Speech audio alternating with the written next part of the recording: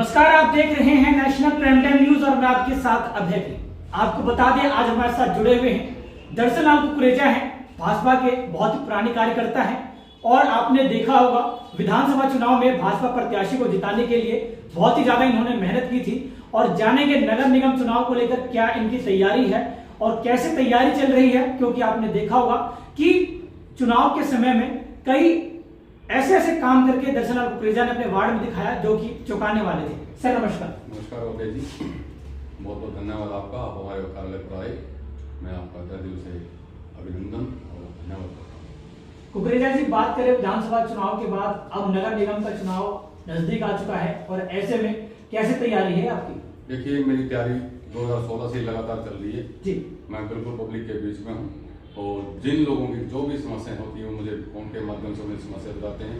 मेरा ये कार्यालय है पिछले 2018 से लगातार, उससे पहले मैं घर पे मेरा ऑफिस था, 2018 से लगातार मैं यहीं रहता हूँ और यहीं पर ही जिन जिन लोगों की हमारी आमजन की समस्या होती है मुझे आकर यहाँ अवगत कराकर अपनी समस्या से, और मैं भरपूर अपनी कोशिश करता हूँ।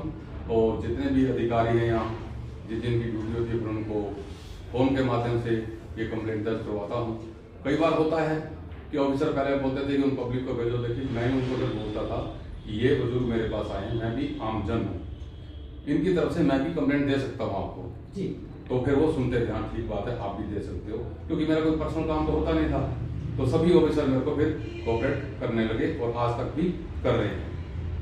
कुकरेजा जी, बात करें विधानसभा चुनाव में देखा गया कई जो पूर्व पार्षद थे उन्होंने यहाँ के भाजपा प्रत्याशी का विरोध किया था और दूसरे दल में शामिल हो गए थे और दूसरे प्रत्याशी को सपोर्ट दे रहे थे। तो ऐसे में आप भाजपा के प्रत्याशी का पूरा समर्थन करते हुए नजर आए और पूरा वोट भी आपने उनको डलवाया अपने क्षेत्र में, तो भाजपा को क्यों टिकट दे?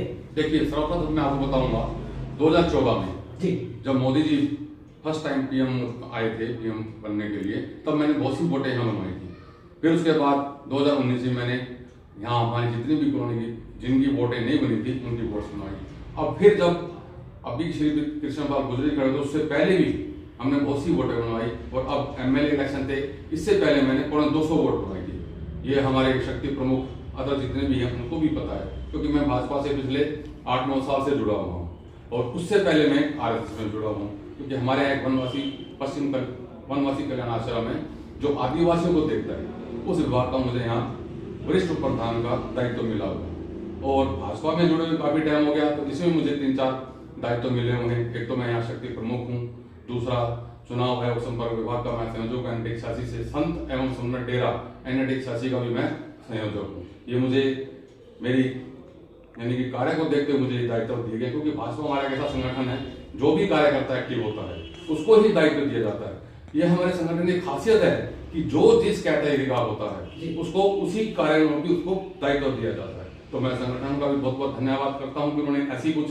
न्यूज में देखा जो मुझे दायित्व दिए और मैं इन दायित्वों का मैं पूरे ईमानदारी से निर्वाह कर रहा हूँ अभी तक। बात करें भाजपा के तमाम बड़े बड़े जो लीडर है, प्रदेश अध्यक्ष है, उनका भी बयान जारी हो रहा है कि जिन्होंने भाजपा के खिलाफ बगावत की जंग छेड़ी और जिन्होंने भाजपा का दुष्प्रचार किया उनको पार्टी कभी भी चुनाव लड़ने का मौका नहीं देगी और वो भाजपा के सदस्य भी नहीं रहेंगे। तो ऐसे में कहीं ना कहीं मान सकते हैं क्या वाकई में भाजपा आप पे भरोसा जता रही है आने वाले नगर निगम चुनाव को लेकर? देखिए, ये हमारा संगठन है, हमारे संगठन का कुछ भी नहीं पता किस पर अपना दाव खेलते, मैं दाव की बात ही करता हूँ कि वो देखता है कौन कार्यकर्ता मेहनती है, कौन पार्टी के लिए कार्य कर रहा है, कौन जन के लिए कार्य कर रहा है, उसको हमारी पार्टी आगे बढ़ाती है। तो मैं इस पार्टी की नीतियों से भी बहुत सहमत हूँ, खुश भी हूँ कि देखिए मौका मिलता है। हमारे यहाँ से एक एमएलए अभी बने हैं, मेरे मित्र भी हैं बहुत पुराने, 25 साल पुराने, सतीश कुमार फागना जी, ठीक है।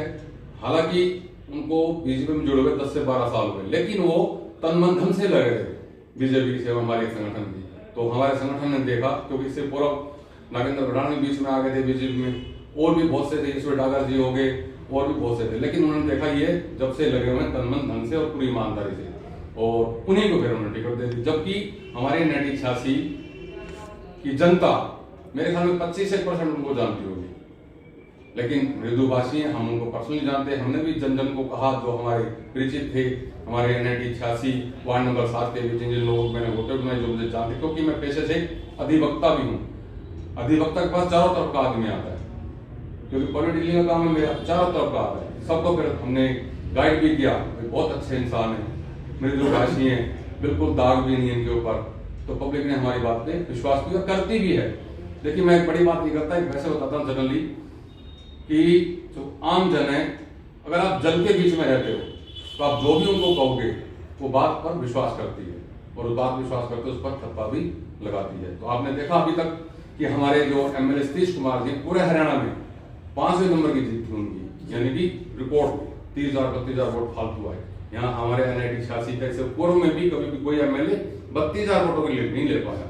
हमारे सतीश कुमार फागना जी ही लीड ले पाए, क्योंकि कार्यकर्ता जैसे हम जैसे थे कि वार्ड नंबर 7 मैंने और मेरे दोस्त है नीरज, इन्होंने संभाला था। हमने पूरी कार्रवाई की, दिन रात लगे थे उनके लिए कि ये सीट हमने निकालनी ही निकालनी है। और हमसे पूछा भी जाता था अपोजिट पार्टियों के, जैसे दोस्त है हमारे, उनके भी उनके कार्यकर्ता पूछते कौन जीते उधर क्या स्थिति, हम बता देते नंबर 1 पे हमारे सतीश पागना। अरे नहीं यार आप तो झूठ बोलते हो। मैंने कहा आप उनके साथ जुड़े हुए हैं, हम बिल्कुल साथ ही जुड़े, हम जनता के साथ जुड़े हुए हैं, क्योंकि जनता ही व्यूज देती है जी। तो जनता की व्यूज को देखते हमने कहा बिल्कुल 100% जीतेंगे। फिर वो बोलते थे दिनेश अब्दुल्ला जी, क्योंकि ये लोग अपोजिशन इनको कमजोर कैंडिडेट समझ रही थी, लेकिन ये नहीं पता कि हमारी जो भाजपा है बहुत सॉलिड पार्टी है, बहुत सॉलिड संगठन है। हर कार्यकर्ता तन मन धन के साथ ही लगता है, उसको पैसा का कोई लालच नहीं होता, तो हार को भी वो जीत में बदल देते हैं।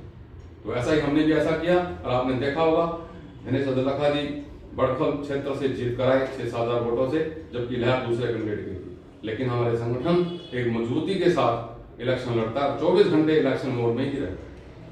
तो नगर निगम का चुनाव लड़ने जा रहे हैं दरअसल आपको कुकरेजा, और भाजपा के बहुत ही पुराने कार्यकर्ता हैं, और जैसा कि भाजपा ने भी निर्णय लिया है कि आने वाले नगर निगम चुनाव में हम नए प्रत्याशी निकालेंगे चुनाव लड़ने के लिए, क्योंकि जो नया उम्मीदवार होता है वो नए तरीके से काम करना जानता है, जैसे कि आप साक्षात रूप में देख रहे होंगे NIT में जो सतीश फागना वो काम कर रहे हैं जी। अभी सदस्य अभियान भी चल रहा है हमारा, कहाँ तक पहुंचा आपका अभियान? देखिए मैं डोर टू डोर जा रहा हूँ, डेली मुझे टारगेट है कि 10 मेंबर नए बनाने जी।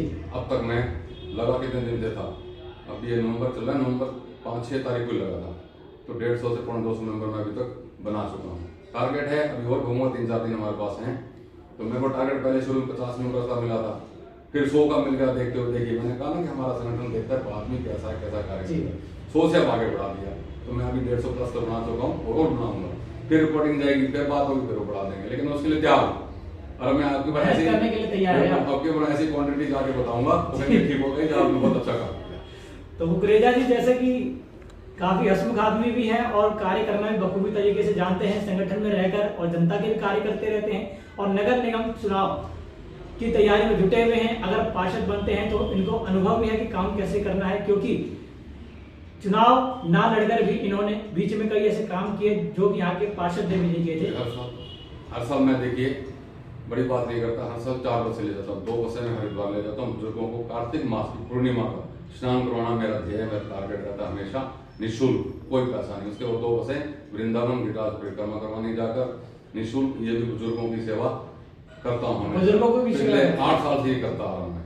तो देखिए, और ये जितनी भी मेरी कॉलोनी वार्ड नंबर 7 की जनता है, मुझे एक पारिवारिक सदस्य मानती है, ये नहीं मानते कोई नेता है, कोई है। मैं वकील हूँ, जब भी मुझे वकील नहीं मानते, वो तो मेरा बच्चा है, तैने काम करना है, ये आके हक से बोलेंगे। हम किसको बोलेंगे? मैं कहूँ माता ये काम नहीं होगा ऐसे ना, तैने करना है, करना जैसे मर्जी कर, ऐसे हक से बात करते मुझे बहुत अच्छा लगता है। ना होता अपने काम पे मुझे चोट लगाकर करना पड़ता है। तो जैसा कि चर्चा हुई दर्शनलाल कुकरेजा जी से, और इनका कहना है कि चुनाव की तैयारी पूरी है, क्योंकि अनुभव भी है, और ऐसे में अगर पार्षद बनते हैं तो काम कैसे करना है उसके बारे में भी कुकरेजा जी ने बताया।